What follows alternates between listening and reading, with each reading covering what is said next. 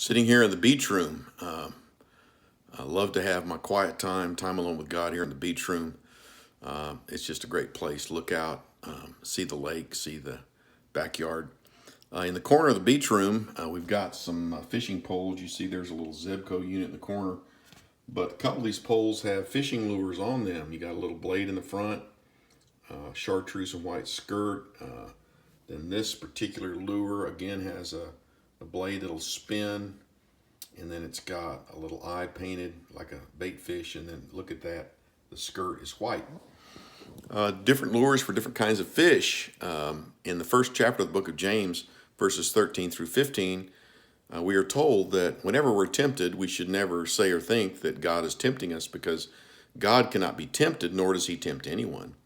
But we are tempted when we are drawn away by our lust and enticed.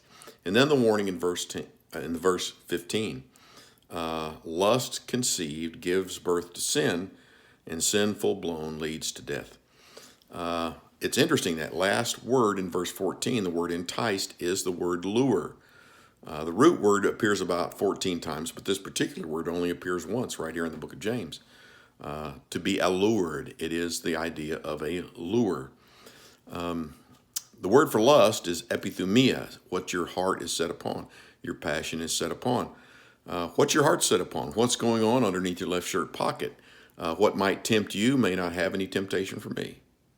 What might tempt me may have no temptation or allure for you. But we need to be careful. We absolutely need to be careful. As Proverbs says, above all else, guard your heart, for therein is the wellspring of life. What is your heart set upon? And do not be enticed. Do not be allured. The one thing I do know is James describes this sinning process, talking about temptation and being drawn away, lusting and enticed, sin and death. The one thing I do know about being allured, or these fishing lures, they all have one thing in common. They all have a hook. Be careful and do not take the bait. God bless you. Have a good evening.